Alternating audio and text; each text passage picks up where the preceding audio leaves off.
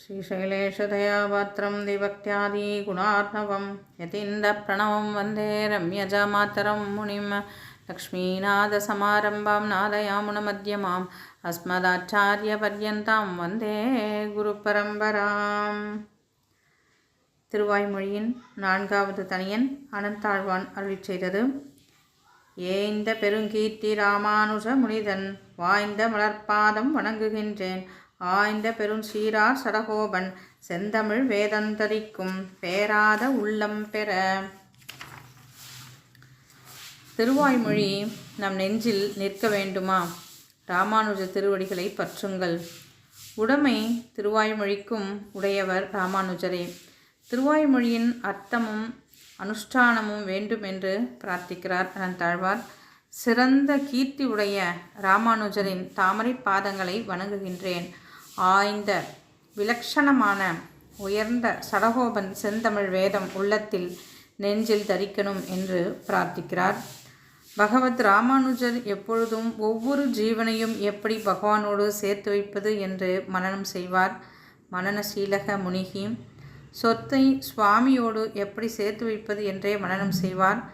துவாபர யுகத்தில் வண்ணான் கண்ணனுக்கு வஸ்திரம் கொடுக்க மறுத்தான். கையால் தட்டினார், அவன் தலை விழுந்துவிட்டது. அன்று தொடங்கி வண்ணான் குலம் மேல் பகவானுக்கு காழ்ப்பு. ஆகையால் ராமானுஜர் நம்பெருமாளிடம் இந்த ஈரக்கொல்லிக்கு க்ஷமா கொடுக்க வேண்டும் என்று பிரார்த்தித்தார். ஏன் இவன் நன்றாகத்தானே கைங்கரியம் செய்கிறார் என்றார் பெருமாள். இல்லை, கண்ணபிரானாக வண்ணானை தண்டித்தீர். அன்று தொட்டு தேவரிற்கு இந்த குலத்தின் பேரில் விருப்பமில்லை. ஆகையால் அன்று அவன் தொட்டு இன்று வரை உமது பிரீத்தி கிடைக்கவில்லை. ஆகையால் மோட்சம் இல்லாமல் உள்ளனர். உமது திருவுள்ளம் உவப்பே மோட்சம் என்றார். அர்ச்சா விக்கிரகமான நம்பெருமாளுக்கு ஆச்சரியம். என்றோ துவாபர யுகத்தில் நடந்ததை இன்று க்ஷமா பிரார்த்திக்கிறாரே என்று தந்தோம் என்றார். அர்ச்சா ரூபத்திலேயே நம்பெருமாள் பகவத் ராமானுஜனுடன் பேசினார். இவ்வாறு ராமானுஜர் மனனம் செய்து கொண்டிருப்பார். ஒரு ஊமைக்கும் தமது திருவடியை அவன் தலையில் வைத்து இவற்றையே நினை என்று கூறி அருளினார்.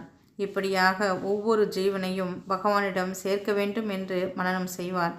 பேராத உள்ளம் பெற மனதிலுள்ள அழுக்கை போக்கி திருவாய்மொழி உள்ளத்தில் நிற்க வேண்டும்.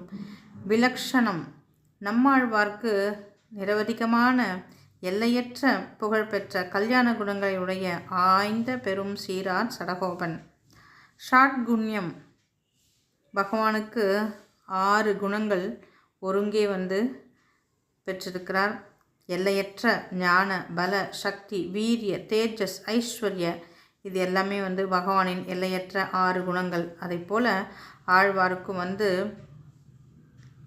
ஞப்தி அப்படின்னா அறிவு, முக்தி, விருத்தி அப்படின்னா கைங்கரியம், விரக்தி வைராக்கியம், ஐஸ்வர்யம் கைவல்யத்தில் வைராக்கியம் ஆழ்வார்க்கு, பக்தி பகவானிடம் காதல் பிரேமை, அதுக்கப்புறம் பிரபத்தி சரணாகதி. அல்ல குறையாத கல்யாண குண பூர்ணரான நம்மாழ்வாரின் திராவிட வேதம் உள்ளத்தில் நிற்க வேண்டும். சலனமில்லாத உள்ளத்தை பிரார்த்திக்கிறார். மாறன் அடிபணிந்து உய்ந்தவர் ராமானுஜர். பகவத் ராமானுஜரை அடிபணிந்தால் செந்தமிழ் வேதம் தரிக்கும் உள்ளம் கிட்டும். மனம் சலியாமல் அங்குமிங்கும் ஓடாமல் விவசாயாத்மிகா புத்தி ஏகாக்கிர சித்தம் கொடுக்கும் என்று அனந்தாழ்வார் பிரார்த்திக்கிறார். 5வது தனியன் பட்டர் அருளிச் செய்தது. வான் திகழும் சோலை மதிலரங்கர் வன்புகழ் மேல் ஆன்ற தமிழ்மறைகள் 1000மும் ஈன்ற முதல் தாய் சடகோபன் மொயம்பால் வளர்த்த இதத்தாய் ராமானுஜன். ஸ்ரீரங்க வைபவம். வான் திகழும் சோலை, வானளவு உயர்ந்த சோலை, மதிலரங்கர் 7 மதில்கள் உள்ள வன்புகழ் மேல், ரங்கநாதரின் புகழ்மேல் ஆன்ற பாடப்பட்ட தமிழ்மறைகள் 1000மும் ஈன்ற பெற்றெடுத்த சடகோபன் வளர்ந்த இதத்தாய் ராமானுஜர் வளர்த்து கொடுத்தார். வசுதேவரும் தேவகியும் நம்மாழ்வாரையும் நந்தகோபரும் யசோதையும் ராமானுஜரையும் ஈன்றது போல கிருஷ்ண கிருஷ்ண தத்துவம் பெற்ற திருவாய்மொழி சோலைக்கு யார் தண்ணீர் கொடுப்பது? காவிரி தேன் போல் தண்ணீர் கொடுப்பாள். இந்த 1000ம் ரங்கனுக்கே அருளிச் செய்தார். திருவாய்மொழியின் முதல் 10ல் பரத்துவம் மேன்மை சொல்லப்பட்டது. எப்படி மேன்மை என்ற கேள்வி வந்தது. 2ஆம் 10ல் காரணத்துவம் ஜகத் காரணத்தை கூறினார். 3ஆம் 10ஆல் வியாபகத்துவம், 4ஆம் 10ஆல் நியந்திரத்துவம் அனைவரையும் அடக்கி ஆள்வது, தன் வசப்படுத்துதல்.